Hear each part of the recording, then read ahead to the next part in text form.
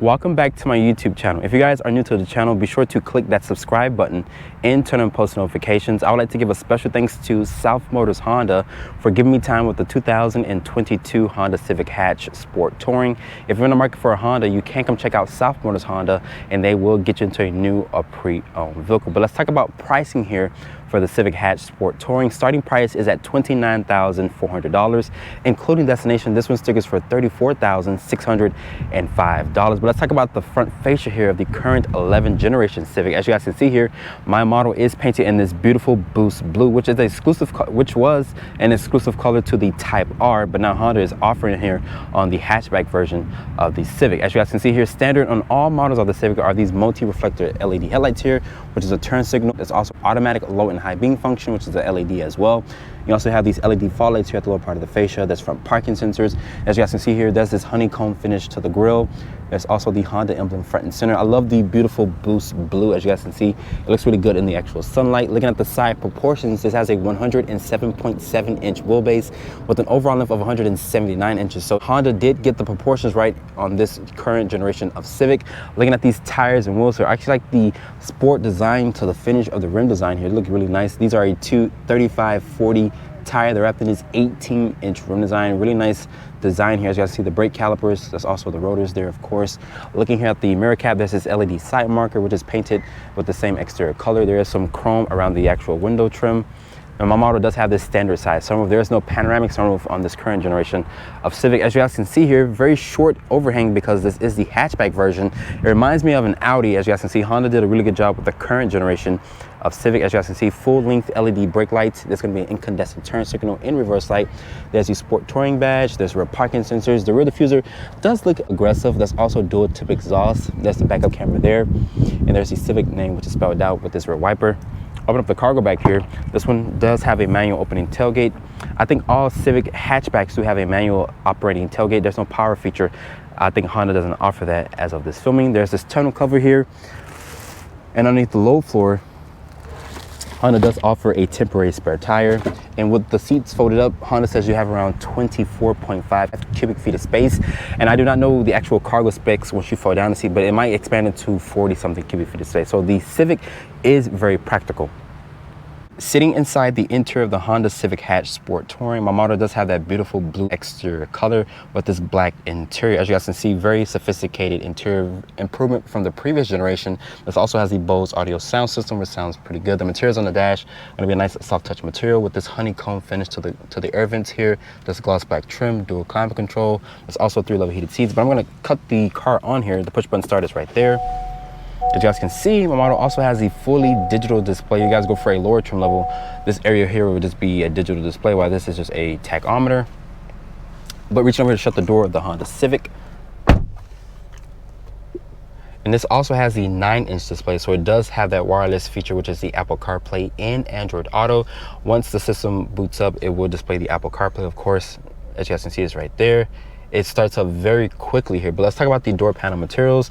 Nice soft touch material with this aluminum accented door handle. There's this gloss black trim here. It is auto up, auto down for the driver and passenger, but not for the rear windows. There's your lock controls, mirror adjustment controls, your dimmer switch controls, parking sensors, stability control, the Honda sensing is there. A manual tilt and telescoping wheel. It does offer a lot of range and adjustability. Like I mentioned, this is the larger display, which is the digital display, which I think looks very crisp and very bright. You can change things on here if you would like. You can show your USB, the SXM station, the AM, FM, phone, back. So you can customize this to your liking, so you can show different things. The materials on the dash are going to be a nice soft touch material. There's paddle shifters here. There's the headlight and turn signal stock, wind wiper stock. It's right there. The Honda emblem is on the airbag cover. Driver's assistance is over here. Volume and voice controls. I like the aluminum painted trim at the lower part of the steering wheel. There's additional storage and cup holder space. This does have the CVT transmission, as you guys can see. Putting the vehicle into reverse, it does have rear cross traffic alert, so this vehicle will notice there's something approaching and it will put the brakes on. There's trajectory with distance markers. There's front and rear parking sensors. There's drive, put it back into park. You can get the 6-speed manual if you would like. There's your wireless phone charger. My iPhone 13 Pro Max does fit. There's a 12-volt 2 USB charging ports there. There's no Type A ports, which I'm surprised to see. Like I mentioned, it does have 3-level heated seats. Unfortunately, there is no cool seat option on the Civic as of this filming, or or at any price point. There's 2 cup holders. This is the current key fob. As you guys can see, there's a lock, unlock, remote start, trunk release, and a panic button. Drive mode selector. There's only 3 different drive modes, which is sport, normal, and eco. There's an automatic start stop function, electronic parking brake, brake hold. This area here is nice and padded. Open it up, it does reveal a deep amount of storage. You can also remove this tray if you would like. The seats are supportive and comfortable.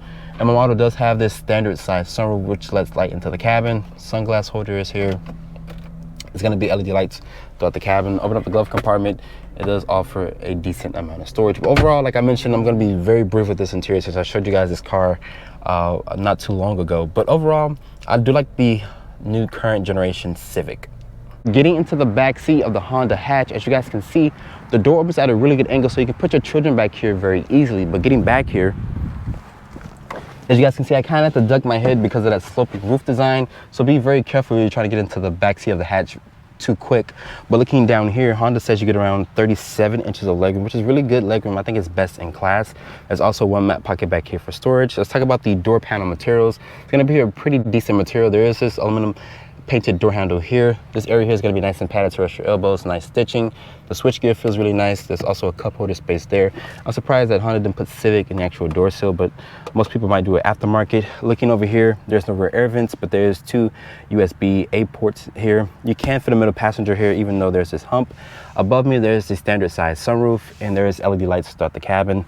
Putting this armrest down here, it does reveal 2 cup holders. But overall, the back seat of the Civic doesn't feel cramped in the hatchback version. It does feel very cozy and spacious. Let's talk about the powertrain specs here for the Honda Civic hatch. Honda will offer this with 2 different powertrains. The base models, which is the LX and Sport, do come with a 2-liter 4-cylinder, which is a double head over cam.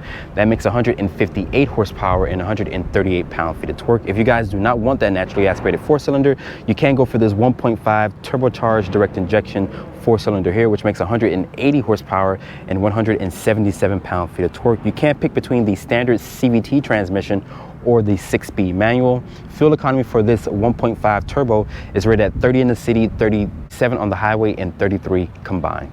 So starting the driving scene off here in the 2022 Honda Civic Hatch Sport Touring, let's talk about the visibility. The great visibility out of this vehicle, even out of the back. Even though it has a smaller glass, I can still see out of the rear very good because it does have that hatchback design. If you guys want to have a bigger rear glass, you have to go for the sedan model.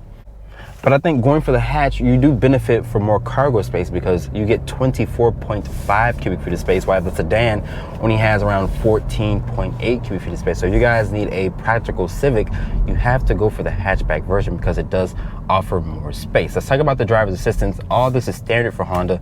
You do have blind spot monitoring, but unfortunately you have to get blind spot monitoring. You go for the EX or Touring trims. Unfortunately, Honda does not give it to you as base for the LX or Sport models.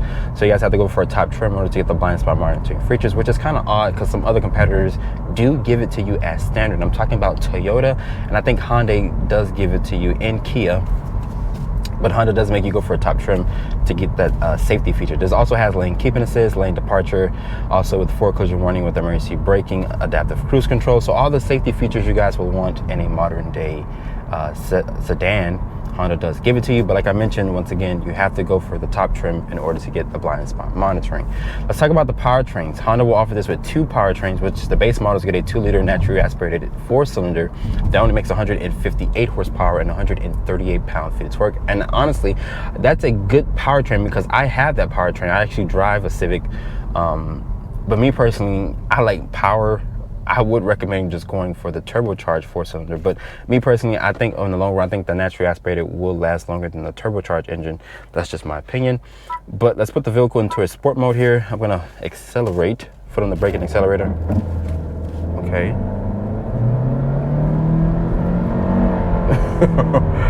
And that CVT, Honda did mess with the ratios for this current generation. Let's talk about visibility. Again, the A-pillar here is very thin. They pushed it back additional 2 inches. My model also has the Bose audio sound system. It does come with this 9-inch display, 3 level heated seats. You cannot get cool seats at any price point on a Civic.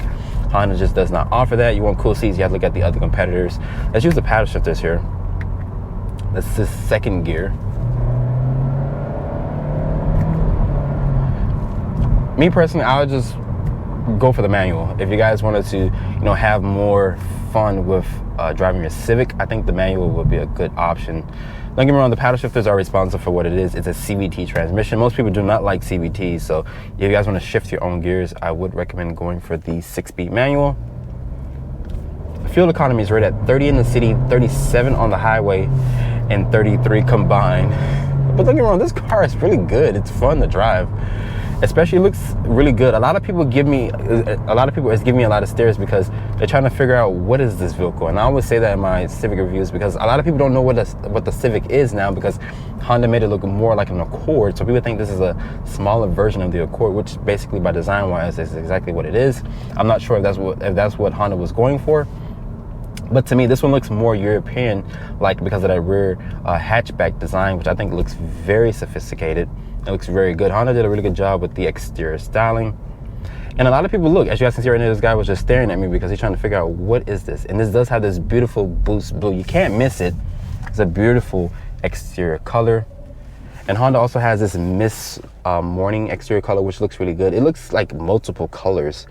But I think that color looks really good as well. But the boost blue does get a lot of attention because this was an exclusive color to the Type R, but I guess Honda just basically, I think Honda just basically allowed people to get this color now on the hatchback model. And you can also get a 6-speed manual if you go for the hatch. You can't get the manual if you go for the regular sedan. You cannot get that anymore. They discontinued that. You have to go for the SI, which that makes over 200 horsepower. I haven't driven that powertrain just yet, but let's just floor it here.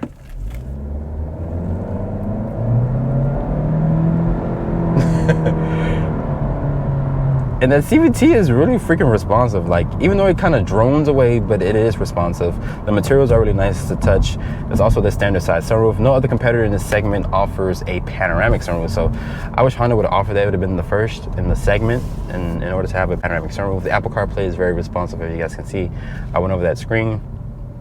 But me personally, the 9-inch display is a really nice screen instead of that 7-inch display that you get on the lower models. I do have the 7-inch display. It's not a bad infotainment system, but I would prefer the 9-inch over the 7-inch.